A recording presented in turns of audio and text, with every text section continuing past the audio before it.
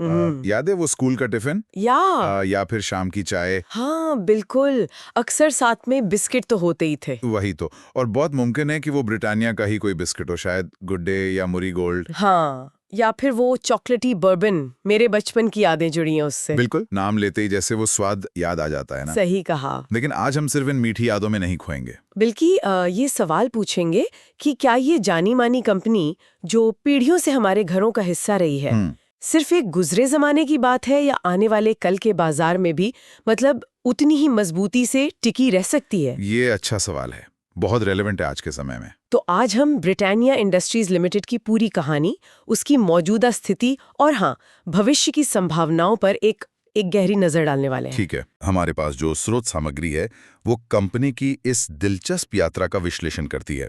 मतलब 130 साल से भी ज्यादा पुरानी विरासत से लेकर आज के इस कॉम्पिटिटिव बाजार तक।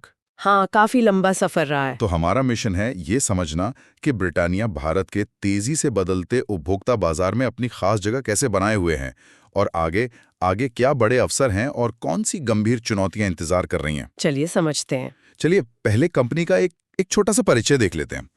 1892 में शुरुआत हुई थी कोलकाता में। एक छोटी सी शुरुआत। हाँ, बहुत पुरानी कंपनी है और आज ये भारत की सबसे बड़ी और सबसे प्रतिष्ठित फूड कंपनियों में से एक है। Good day, marigold, tiger, nutri choice, 50-50, bourbon, milk biscuits, list लंबी है। हाँ, ये नाम सिर्फ ब्रांड नहीं है, ये करोड़ों लोगों की रोजमर्रा की जिंदगी का हिस्सा बन गए हैं। बिल्कुल, और इनका डिस्ट्रीब्यूशन नेटवर्क वो तो कमाल का है। वही तो।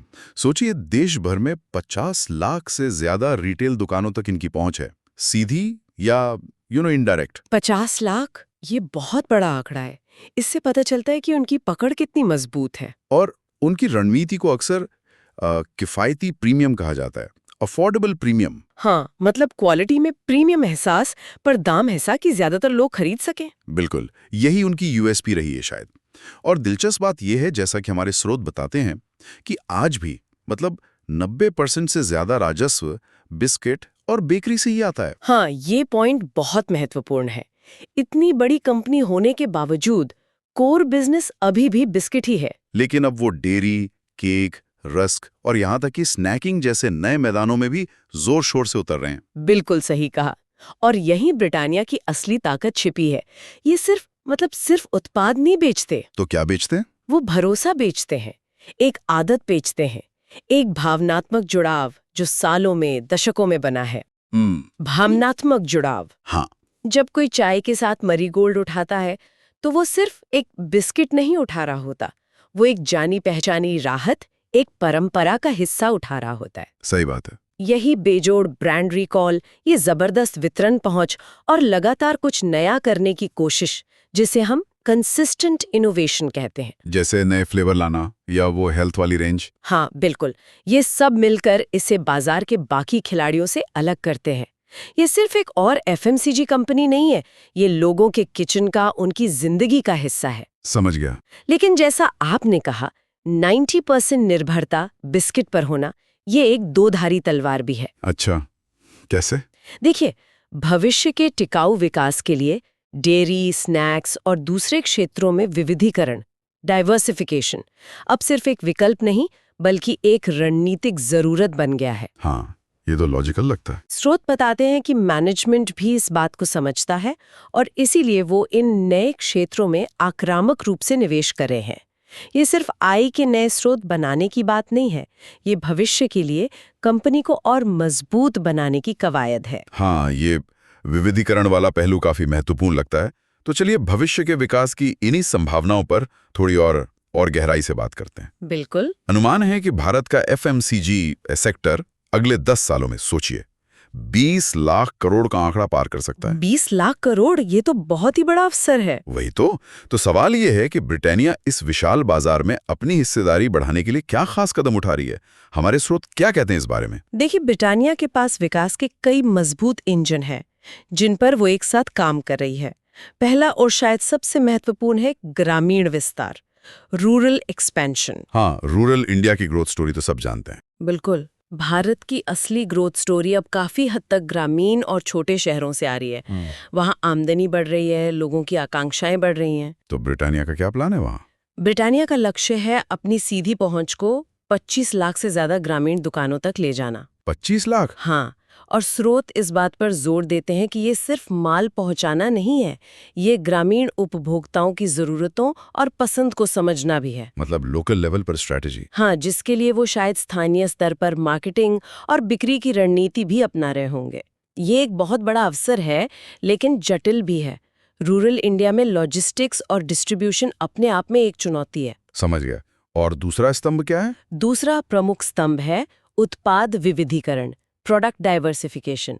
जैसा हमने बात की, कंपनी अब सिर्फ बिस्किट कंपनी नहीं रहना चाहती। तो और क्या कर रहे हैं? डेयरी में उन्होंने हाल ही में चीज स्लाइस, क्यूब्स और स्प्रेड्स लॉन्च किए हैं। अच्छा, मैंने देखे हैं वो। हाँ, उनकी ट्रीट क्रोसॉन्स शहरी युवाओं में काफी लोकप्रिय हो रहे हैं। हाँ, वो भी। वे स्नैक्स कैटेगरी में भी नए प्रयोग कर रहे हैं, शायद नमकीन स्नैक्स या रेडी टू ईट विकल्पों के साथ। स्रोत बताते हैं कि ये सिर्फ नए उत्पाद लॉन्च करना नहीं है, बल्कि पूरी वैल्यू चेन स्थापित करना है, उत्पादन से लेकर मार्केटिंग तक। और इसमें काफी निवेश और समय लगता है। ये दिलचस्प है। यानी वो सिर्फ अपने मौजूदा ब्रांड नाम का फायदा नहीं उठा रहे हैं, बल्कि पूरी तरह से नई कैटेगरी बना रहे हैं। लेकिन एक सवाल है, ये नए प्रीमियम उत्पाद और दूसरी तरफ ग्रामीण विस्तार, इनमें तालमेल कैसे बिठाया जा रहा होगा? क्या दोनों के लिए रणनीति अलग है? बिल्कुल, बहुत अच्छा सवाल है। और यही तीसरा स्तंभ आता है, प्रीमियमीकरण, प्रीमियमाइजेशन। अच्छा। जो बेहतर क्वालिटी, स्वास्थ्यवर्धक विकल्पों या नए अनुभवों के लिए ज्यादा कीमत देने को तैयार है। जैसे कि NutriChoice range, oats cookies, digestive biscuits वगैरह, ये इसी हेल्थ कॉन्शियस वर्ग को टारगेट करती है। हाँ, वो तो काफी पॉपुलर है। फिर ट्रीट क्रॉसॉन या उनके प्रीमियम केक, वो एक तरह का वेस्टर्न स्नैकिंग अनुभव देना चाहते हैं। चीज रेंज डेयरी में उनके प्रीमियम दांव का हिस्सा है। तो मार्केटिंग भी अलग होती होगी इनके लिए? हाँ, वो स्रोत बताते हैं कि इन प्रीमियम उत्पादों के लिए मार्केटिंग और पैकेजिंग भी अलग होती है, जो शहरी उपभोक्ताओं को आकर्षित करे। तो रणनीति दोहरी है, वॉल्यूम के लिए ग्रामीण बाजार और वैल्यू के लिए शहरी प्रीमियम सेगमेंट। समझ गया, वॉल्यूम और वैल्यू दोनों पर फोकस। और चौथा स्तंभ है निर्यात वृद्धि, एक्सपोर्ट ग्रोथ। अच्छा, भारत के बाहर भी? हाँ, ब्रिटानिया सिर्फ भारत में ही नहीं बल्कि अंतर्राष्ट्रीय बाजारों में भी अपनी उपस्थिति मजबूत कर रही है। मिडिल ईस्ट, अफ्रीका और दक्षिण एशिया के कुछ देशों में उनके उत्पाद काफी पसंद किए जाते हैं। तो वहां भी ग्रोथ पोटेंशियल है? बिल्कुल। स्रोत के अनुसार कंपनी इन बाजारों में अपनी पहुंच और उत्पाद रेंज दोनों बढ़ाने पर ध्यान दे रही है। इससे भारतीय बाजार पर निर्भरता थोड़ी कम हो सकेगी और आय का एक और स्थिर स्रोत बन सकेगा। तो कुल मिलाकर ये एक मल्टी प्रोंग स्ट्रैटेजी है। गांव में ज्यादा पहुंच, शहरों में ज्यादा प्रीमियम उत्पाद, नई कैटेगरीज में एंट्री और विदेशों में विस्तार। सुनने में तो ये ब्रिटानिया को मतलब अगली पीढ़ी की एक मजबूत एफएमसीजी कंपनी बनाने का रोड मैप लगता है। हाँ, इरादा तो बिल्कुल यही है। अगर ये अपनी योजनाओं को सफलतापूर्वक लागू कर पाते हैं, एग्जीक्यूट कर पाते हैं, तो ब्रिटानिया सिर्फ बिस्किट की दिग्गज कंपनी न रहकर एक संपूर्ण खाद्य और पेय पदार्थ कंपनी बन सकती है, जो भारत की बढ़ती उपभोक्ता अर्थव्यवस्था का पूरी तरह से फायदा उठाने के लिए तैयार हो। लेकिन ये रास्ता आसान नहीं है, इसमें चुनौतियां भी हैं। सही कहा। और यहीं से बातचीत का रुख चुनौतियों की ओर मुड़ता है। हर बड़ी योजना के रास्ते में कुछ ना कुछ बाधाएं तो आती ही हैं। जी। ब्रिटानिया के सामने सबसे बड़ी चुनौतियां क्या हैं? हमारे स्रोत क्या आगाह करते हैं? हाँ, चुनौतियां भी काफी गंभीर हैं और उन पर ध्यान देना जरूरी है। सबसे पहली और शायद सबसे तात्कालिक चुनौती है कच्चे माल की बढ़ती कीमतें, रॉ मटेरियल इन्फ्लेशन। हाँ, ये तो आजकल हर जगह सुन रहे हैं। गेहूं, चीनी। बिल्कुल। बिस्किट बनाने के लिए गेहूं, चीनी, खाद्य तेल, दूध पाउडर जैसी चीजें मुख्य कच्चा माल है। पिछले कुछ समय में, जैसा कि हम सब जानते हैं, इन सभी की कीमतों में काफी तेजी आई है। तो इसका असर सीधा मार्जिन पे पड़ता होगा? सीधा। स्रोत बताते हैं कि इससे कंपनी के मुनाफे के मार्जिन पर सीधा दबाव पड़ता है। हालांकि ब्रिटानिया जैसी बड़ी कंपनी के पास थोड़ी प्राइसिंग पावर होती है, मतलब दाम बढ़ाने की क्षमता। हाँ, वो कीमतों में थोड़ी बढ़ोतरी करके इसका बोझ ग्राहकों पर डाल सकती है। लेकिन एक सीमा के बाद ज्यादा बढ़ोतरी करने से बिक्री कम होने का खतरा भी रहता है, खासकर ग्रामीण और निम्न आय वर्ग के उपभोक्ताओं के बीच। ये मार्जिन वाला दबाव तो लगभग सभी एफएमसीजी कंपनियों के लिए एक बड़ी चिंता है। इसके अलावा कंपटीशन का क्या हाल है? ब्रिटानिया जिस मैदान में खेल रही है, वहां खिलाड़ी कम तो नहीं है? बिल्कुल नहीं। प्रतिस्पर्धा कंपटीशन बहुत कड़ी और लगातार बढ़ रही है। एक तरफ पार्ले जैसा पारंपरिक और मजबूत प्रतिद्वंदी है, जो वॉल्यूम के मामले में आज भी शायद सबसे बड़ा खिलाड़ी है। हाँ, पार्ले जी तो आइकॉनिक है। दूसरी तरफ आईटीसी है। उन्होंने अपने आशीर्वाद और सनफीस्ट ब्रांड के जरिए बिस्किट और स्नैक्स बाजार में तेजी से अपनी जगह बनाई है, खासकर प्रीमियम सेगमेंट में। आईटीसी का डिस्ट्रीब्यूशन भी काफी स्ट्रांग है। बिल्कुल। फिर नेस्ले और एचयूएल जैसी मल्टीनेशनल कंपनियां हैं, उनके पास आर&डी की बड़ी क्षमता और मजबूत वितरण नेटवर्क है, और वो भी खाद्य बाजार में लगातार नए उत्पाद ला रही हैं। तो बड़ी खिलाड़ियों से टक्कर है। और इतना ही नहीं, अब कई छोटे नए और रीजनल खिलाड़ी भी उभर रहे हैं, जो खास तरह के या स्वास्थ्यवर्धक उत्पाद बनाकर अपनी जगह बना रहे हैं। तो ब्रिटानिया को हर मोर्चे पर लड़ना पड़ रहा है। ये तो है। और एक और चीज, लोगों का टेस्ट भी तो बदल रहा है ना? है ना? हेल्थ को लेके लोग ज्यादा जागरूक हो गए हैं। सही पकड़ा आपने। ये तीसरी बड़ी चुनौती है बदलता उपभोक्ता स्वाद, चेंजिंग कंज्यूमर टेस्ट। आज के उपभोक्ता, खासकर युवा पीढ़ी, सेहत को लेकर ज्यादा जागरूक है। हाँ, कम चीनी, ज्यादा फाइबर, ऐसी चीजें ढूंढते हैं। बिल्कुल, वो कम चीनी, ज्यादा फाइबर, साबुत अनाज, क्लीन लेबल यानी कम प्रिजर्वेटिव वाले उत्पादों की तलाश में है। पारंपरिक बिस्किट्स को कई बार सेहत के लिए उतना अच्छा नहीं माना जाता। तो ब्रिटानिया को क्या करना होगा? यहाँ तार इनोवेशन करना होगा, नए स्वास्थ्यवर्धक विकल्प लाने होंगे, और अपने मौजूदा उत्पादों को भी शायद समय के साथ बदलना होगा। स्रोत इशारा करते हैं कि आर&डी पर लगातार निवेश और बाजार के रुझानों को जल्दी भांपना ब्रिटानिया के लिए बहुत जरूरी होगा। और क्या वो बिस्किट पर ज्यादा निर्भरता, वो भी एक चुनौती बनी हुई है? आपने शुरू में इसका जिक्र किया था। हाँ, वो चौथी और एक तरह से कहें तो संरचनात्मक चुनौती है बिस्किट पर निर्भरता, डिपेंडेंस ऑन बिस्किट्स।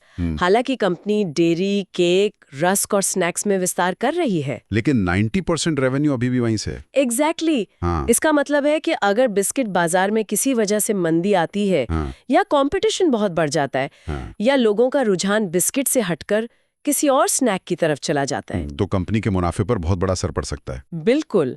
इसलिए नए क्षेत्रों में सिर्फ उतरना ही काफी नहीं है, बल्कि उनमें सफलता हासिल करके आय का संतुलन बनाना बेहद जरूरी है। स्रोत बताते हैं कि डेयरी जैसे क्षेत्र में अमूल और नेस्ले जैसे स्थापित खिलाड़ियों से मुकाबला करना आसान नहीं होगा। ये सभी चुनौतियां वाकई सोचने वाली हैं। लागत का दबाव, गला काट प्रतिस्पर्धा, बदलती पसंद और एक ही कैटेगरी पर ज्यादा निर्भरता। अब इन सब बातों को ध्यान में रखते हुए अगर हम निवेशक के नजरिए से देखें, जैसा कि हमारे स्रोत में विश्लेषण किया गया है, तो ये सारी जानकारी किसी निवेशक के लिए क्या मायने रखती हैं? क्या ब्रिटानिया लंबी अवधि के लिए एक अच्छा दाव हो सकती है? निवेश के दृष्टिकोण से देखें तो स्रोत ब्रिटानिया को एक स्थिर एफएमसीजी कंपाउंडर मानते हैं।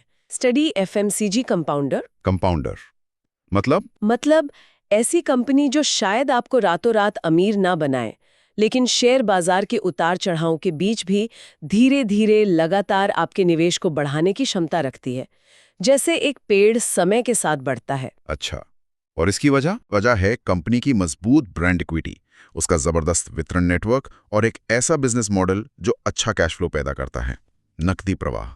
कैश फ्लो तो बहुत जरूरी है। हाँ, और कंपनी का लगातार डिविडेंड देने का ट्रैक रिकॉर्ड भी है, जो आय केंद्रित निवेशकों को आकर्षित करता है। तो लॉन्ग टर्म के लिए ठीक है। स्रोत का विश्लेषण ये कहता है कि अगर कोई निवेशक 5 से 10 साल या उससे भी लंबी अवधि के लिए निवेश करना चाहता है, तो ब्रिटानिया एक रक्षात्मक धन निर्माता साबित हो सकती है। Defensive wealth creator. रक्षात्मक, डिफेंसिव इसलिए क्योंकि एफएमसीजी उत्पादों की मांग आर्थिक मंदी के दौर में भी बनी रहती है। लोग खाना पीना बंद नहीं करते हैं ना। हाँ, ये बात तो सही है। हाँ, जैसा हमने चर्चा की, छोटी अवधि में कच्चे माल की कीमतों में उतार चढ़ाव का, वॉलेटिलिटी का जोखिम है, जिससे तिमाही नतीजों पर असर दिख सकता है। लेकिन लंबी अवधि में लंबी अवधि में मजबूत ब्रांड वाली कंपनियां अक्सर अपनी प्राइसिंग पावर का इस्तेमाल करके लागत वृद्धि को ग्राहकों तक पहुंचाने में कामयाब रहती हैं। स्रोत शायद कंपनी के पिछले प्रदर्शन का हवाला देते हुए बताते हैं कि ब्रिटानिया ने पहले भी ऐसे दौर का सामना सफलतापूर्वक किया है। तो रणनीति क्या होनी चाहिए अगर कोई निवेश करना चाहे तो?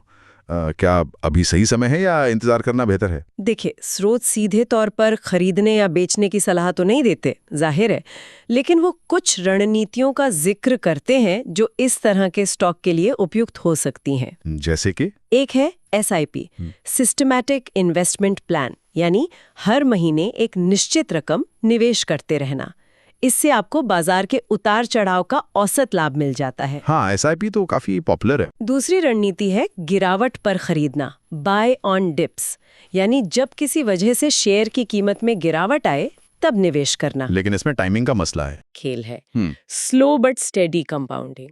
ये उन निवेशकों के लिए ज्यादा उपयुक्त है जो धैर्य रख सकते हैं और जिन्हें बाजार की रोजाना की हलचल से ज्यादा फर्क नहीं पड़ता। तो पेशेंस रखना जरूरी है। बहुत जरूरी। स्रोत शायद कंपनी के मौजूदा मूल्यांकन मतलब वैल्यूएशन पर भी टिप्पणी करते हैं, जैसे कि PE रेशियो ऐतिहासिक औसत या प्रतिस्पर्धियों की तुलना में ज्यादा या कम है। ये तय करने में मदद कर सकता है कि एंट्री का सही समय क्या है, लेकिन मुख्य संदेश धैर्य और लंबी अवधि का ही है। तो कुल मिलाकर कहानी ये उभरती है कि ब्रिटानिया की बुनियाद बहुत मजबूत है। सालों का भरोसा, लोगों की जुबान पर चढ़ा स्वाद और वो जबरदस्त पहुंच। हाँ, ये सिर्फ बिस्किट नहीं बल्कि आदतें और शायद थोड़ी नॉस्टैल्जिया भी बेचते हैं। बिल्कुल। और यही इन्हें खास बनाता है। लेकिन भविष्य का विकास वो इस बात पर टिका है कि ये अपनी विस्तार योजनाओं को, चाहे वो नए उत्पादों की हो या ग्रामीण बाजार की, कितनी कुशलता और तेजी से लागू कर पाते हैं। बिल्कुल, एग्जीक्यूशन ही कुंजी है। जैसा कि हमारे स्रोत ने शायद आखिर में कहा होगा, दौलत बनाने के लिए सही स्वाद यानी सही निवेश चुनना जरूरी है, लेकिन उससे भी ज्यादा जरूरी है सही धैर्य बनाए रखना। बिल्कुल सही। और इस पूरी चर्चा से एक दिलचस्प सवाल ये भी उठता है जिस पर हमारे श्रोता शायद आगे सोच सकते हैं। हाँ, बताइए। ब्रिटानिया की पारंपरिक ताकत है भरोसा और आज के उपभोक्ता की नई प्राथमिकता है सेहत, है ना? हाँ। तो भविष्य में इन दोनों के बीच संतुलन साधना, ये बैलेंस बनाना कंपनी के विकास को कैसे आकार देगा? क्या वो अपनी पारंपरिक छवि बनाए रखते हुए सेहतमंद विकल्पों की बढ़ती मांग को पूरा कर पाएगी, खासकर जब ITC और नेस्ले जैसे खिलाड़ी भी इसी दिशा में बढ़ रहे हैं? ये तो बड़ा सवाल है। और एक और बात, क्या ब्रिटानिया के किफायती प्रीमियम वाली रणनीति जिसने उसे सालों तक बढ़त दिलाई, बिल्कुल। वो बदलते और ज्यादा महत्वाकांक्षी भारत में, जहां लोग अब शायद थोड़ा और खर्च करके बेहतर या अलग अनुभव चाहते हैं, क्या वो लंबे समय तक उतनी ही प्रभावी रहेगी? सोचने वाली बात है। ये वो सवाल हैं जिनके जवाब ब्रिटानिया की आने वाली कहानी लिखेंगे। वाकई ये सोचने वाली बातें हैं और इन्हीं सवालों के जवाब तय करेंगे कि ब्रिटानिया अगले दशक में कहां खड़ी होगी। एक साधारण बिस्किट बनाने वाली कंपनी से लेकर आज एक जटिल बहुउत्पाद बहुराष्ट्रीय महत्वाकांक्षाओं वाली FMCG खिलाड़ी बनने तक का इसका सफर वाकई शानदार रहा है। इसमें कोई शक नहीं। ये कहानी हमें दिखाती है कि कैसे एक ब्रांड सही रणनीति और समय के साथ बदलाव को अपनाकर न सिर्फ टिका रह सकता है, बल्कि पीढ़ी दर पीढ़ी प्रासंगिक भी बना रह सकता है।